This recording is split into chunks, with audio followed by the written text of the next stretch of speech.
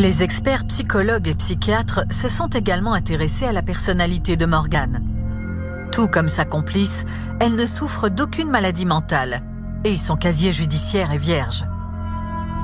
Mais les experts constatent que Morgane est une adolescente bien plus complexe que Priscilla. Morgane était considérée comme une adolescente insolente au collège, avec un absentéisme important. Dans le cadre scolaire, les résultats sont médiocres et la conduite est marquée de comportements inadaptés, inadéquats. Morgane n'avait peur de rien. C'est-à-dire, il y avait une jeune fille qui la regardait, par exemple, mal. Morgane, tout de suite, pour impressionner les autres, venait face à elle. Et puis, s'il aurait dû avoir une bagarre, elle n'hésitait pas une seconde.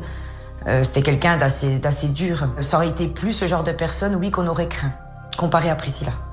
Morgane, personnellement, ça n'a jamais été, comme on dit, ma tasse de thé. Je la sentais pas, cette gamine. Ce qui m'embêtait, c'était son style. Enfin, elle faisait vraiment un mauvais genre. Elle faisait plus adulte que jeune fille, quoi. Elle était plus le genre que j'aime pas. Voilà. Au cours de l'enquête, il est apparu que Morgane avait commencé à prendre du cannabis dès l'âge de 11 ans et aussi consommation alcoolique, ce qui est quand même atypique chez des jeunes de cet âge. Morgane a connu une puberté précoce et cela a pu favoriser le sentiment qu'elle était adulte plus que les autres. Des fois, le matin, elle arrivait, elle se vantait de ses relations sexuelles ouvertement. Elle faisait même exprès d'en parler fort pour que les autres entendent. Elle n'était pas du tout discrète. N'oublions pas qu'elle n'a que 13 ans et demi. C'est un âge où les adolescents remettent en question les valeurs traditionnelles, les valeurs parentales, et cherchent à s'affirmer et à trouver leur voie en tant qu'adultes, alors même que la maturité n'est pas encore atteinte. Morgane semble faire partie d'un groupe un peu turbulent, un peu bien barré comme il faut quand même dans des affaires de satanisme. On a évoqué sa présence dans des actes de profanation d'un cimetière 2 ans auparavant. Morgane avait quand même un intérêt pour les aspects morbides. Il était évoqué des fantasmes au niveau du satanisme. Elle avait un style un petit peu gothique, c'est-à-dire habillée tout en noir, énormément maquillée. Elle avait multiples piercings un petit peu partout. Il a été évoqué aussi au cours de l'enquête les nombreuses tentatives de suicide que Morgane avait fait, une dizaine, et de comportements automutilatoires par scarification. Morgane avait besoin, lorsqu'elle n'était pas bien, de se faire mal, de se scarifier. Elle avait énormément de cicatrices sur ses jambes qu'elle se créait donc elle-même. Et c'est pour ça que je m'étais beaucoup rapprochée d'elle, parce que cette fille-là, je voulais l'aider, je voulais comprendre pourquoi est-ce qu'elle faisait ça. Les scarifications, ça correspond souvent à un mécontentement majeur par rapport à l'image du corps, par rapport à soi-même. Le fait de s'en prendre à sa surface corporelle. Insatisfaction d'elle-même qui est aussi contributive à la prise d'alcool et de drogue, puisque c'est un moyen de s'évader d'une situation dans laquelle on se trouve, dans un ailleurs qui est plus ou moins imaginaire suivant la nature du toxique ou de la drogue qu'on prend. Vraiment une enfant avec un mal-être important. Une personnalité en souffrance, un certain déséquilibre dans lequel elle se trouve. Morgane, j'avais cru pouvoir l'aider, mais donc apparemment non. Morgane est une adolescente torturée, connue pour être violente. Or, étonnamment, c'est Priscilla, pourtant décrite comme une adolescente modèle, qui a commis les actes les plus violents sur Kelly. Je suis persuadée que Priscilla a été sous l'emprise de Morgane, complètement comme quelqu'un qui magnétise quelqu'un d'autre, quoi. C'est pas toujours celui qui a eu les fâcheuses idées qui se met en scène au premier plan. Au contraire, il imprègne parfois les autres qui se mettent à agir à leur place. Et parfois, celui qui serait le plus responsable peut échapper à une quelconque sanction. C'est vrai que dans le cadre de la défense de Priscilla, j'avais considéré que Priscilla avait été le bras armé de Morgane et que Morgane avait pu se servir de la fragilité de Priscilla. Et c'est pour ça que je pense qu'on a cru Priscilla lorsqu'elle a dit qu'elle était incitée, parce que Morgane, la personnalité de Morgane, fait que Priscilla pouvait avoir légitimement été incitée par Morgane. Mais on est quand même dans la coaction. De toute façon, ils ont préparé ça ensemble. Elles l'ont invité ensemble. Donc elles sont bien co-auteurs. Et d'ailleurs, c'est pour ça qu'elles ont été poursuivies des mêmes chefs. Morgane et Priscilla sont deux personnalités très différentes. Pourtant, c'est bien ensemble qu'elles ont torturé leur amie Kelly. On peut identifier des pulsions sadiques chez Priscilla et Morgane parce que elles ont voulu détruire une personne qui était semblable à elle. Le sadisme, c'est le plaisir d'avoir une jouissance de par la souffrance d'autrui. Et pour que ça soit vraiment jouissif, il fallait que ça dure un certain temps. Si ça avait été une pulsion de caractère passionnel, il y aurait eu un coup de couteau, ça serait arrêté très vite. Alors que là, on faisait petit à petit comme des actes de torture. Le procès de Priscilla et Morgane s'est ouvert le 29 avril 2003 devant le tribunal pour enfants de Besançon. Il se déroule à huis clos en raison de leur minorité au moment des faits. Nous sommes 2 ans après leur tentative d'assassinat. Les deux adolescentes ont désormais 15 et 16 ans. Et malgré leur jeune âge, l'enjeu de ce procès est de taille.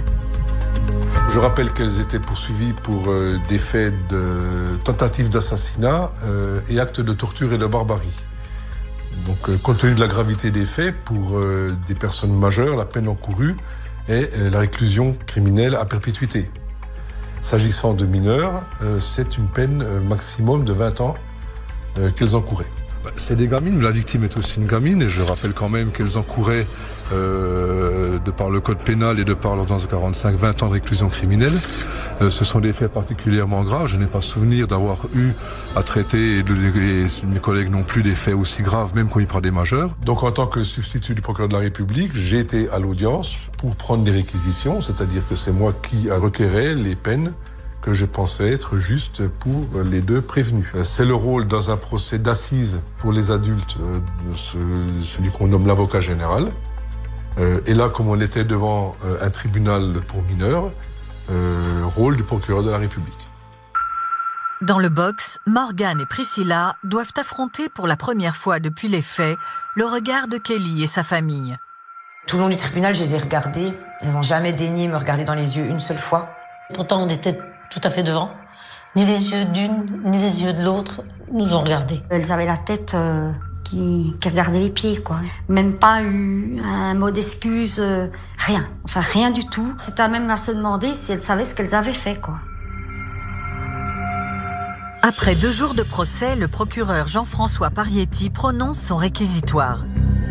Alors, j'ai pris des réquisitions relativement sévères. Je rappelle qu'on est quand même avec des mineurs de 13 ans et 14 ans. J'avais requis de 9 à 10 ans contre Priscilla, qui m'apparaissait avoir le rôle le plus important, et 7 à 8 ans d'emprisonnement pour Morgane, qui avait un rôle légèrement plus effacé. Mais à la surprise générale, le tribunal ne suit pas les réquisitions du procureur Parietti. Les 2 mineurs sont condamnés à des peines beaucoup plus légères, bien qu'elles soient reconnues coupables de faits graves. Le tribunal les a déclarés coupables de séquestration, acte de barbarie et tentative d'assassinat. Verdict, 4 ans ferme plus 1 an de sursis pour Priscilla, considérée comme la plus violente. Pour sa complice Morgane, 3 ans d'emprisonnement et 2 années de sursis. Le jugement, pour moi, n'était pas compréhensible parce que ça ne justifiait pas une telle bienveillance. Je n'avais pas compris l'indulgence du tribunal. Je me suis mis vraiment en colère parce que le jugement, je n'étais pas d'accord. J'étais à côté de Kelly, Kelly lui dit c'est quoi ça, papa, elle s'est mise à pleurer parce qu'elle n'a même pas compris elle-même. Je suis outrée. Lorsqu'on est mineur, d'accord, ça excuse beaucoup de choses. Mais le fait que ce soit prémédité 3 semaines avant, ça c'est impardonnable. Moi, au moment des faits, j'avais leur âge. J'avais 14 ans. J'étais également une adolescente. J'avais conscience du mal et du bien. Donc, Donc pour moi, il n'y a absolument aucune excuse à tout ça. Donc pour moi, c'est les actes qui devraient être jugés, et non l'âge. Je ne suis pas d'accord. Vous vouliez combien? J'aurais voulu qu'elles aient 10 ans, mais qu'elles en fassent 5, mais qu'elles aient 10, mais qu'elles se fassent au moins 5 ans. Ma fille a raison quand elle dit on peut faire ce qu'on veut, on n'est pas suffisamment puni. Moi, je trouve que c'est pas suffisant. Et là, je vois le procureur, donc Monsieur Parietti, que j'admire beaucoup d'ailleurs, qui me regarde dans les yeux et qui me fait comprendre craque pas, pleure pas, Kelly, on va faire quelque chose. On va faire appel, elles prendront plus. Un mécontentement entendu par le parquet qui, cet après-midi, a fait appel du jugement. Nous dénonçons une peine non conforme à la gravité des faits, a justifié le substitut du procureur. Cette peine apparaissait trop légère parce que même si on est tout à fait conscient que les mineurs doivent être condamnés à des peines qui sont des peines d'ouverture par rapport à leur avenir, par rapport à leur construction finale, mais c'est des peines aussi qui doivent être suffisamment importantes pour déjà, que la victime soit reconnue comme victime et que la gravité des faits qu'elle a subis soit reconnue comme telle, et 2, pour que les mineurs aussi, les auteurs, prennent conscience de la gravité des faits qu'ils ont commis. Donc le verdict n'était pas conforme à mes réquisitions, c'était léger. On a fait appel de cette décision. Le procès en appel de Priscilla et Morgane s'est ouvert 1 an plus tard, en juin 2004. Depuis 9h ce matin, les 2 adolescentes tortionnaires sont à nouveau confrontées au regard de leurs victimes. À 2 pas de la salle d'audience du premier procès, à nouveau un huis clos, mais cette fois pour la chambre spéciale des mineurs de la cour d'appel. Cette fois, Priscilla et Morgane ont été condamnées à des peines plus sévères. Une fois de plus, la préméditation a été retenue dans cette terrible affaire jugée à huis clos, où 2 adolescentes ont été reconnues coupables d'avoir tenté d'assassiner l'une de leurs camarades du même âge. Hier soir, la chambre spéciale des mineurs de la cour d'appel a aggravé les peines des 2 jeunes filles. Alors qu'elles avaient été condamnées en première instance à 5 ans de réclusion, dont 1 et 2 ans avec sursis, la cour d'appel a prononcé des peines de 6 et 7 ans d'emprisonnement. On est satisfait. 7 ans de prison ferme et 6 ans de prison ferme, maintenant c'est juste. Kelly, par rapport à la dernière fois, elle pleurait cette fois. Moi, elle rigole pas, mais elle est bien. Elle s'en va. Ce soir, ça va bien se passer. Ma fille est respectée cette fois. Aujourd'hui, Priscilla et Morgane sont libres. Elles ont reconstruit leur vie quelque part en France.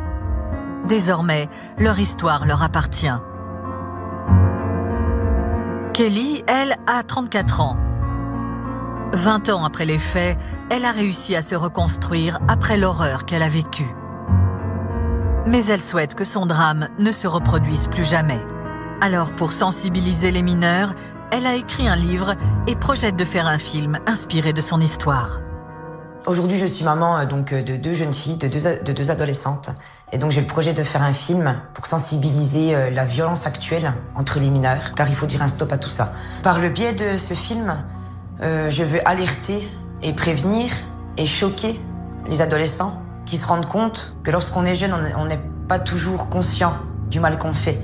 Mais c'est du mal qui nous suit toute une vie entière.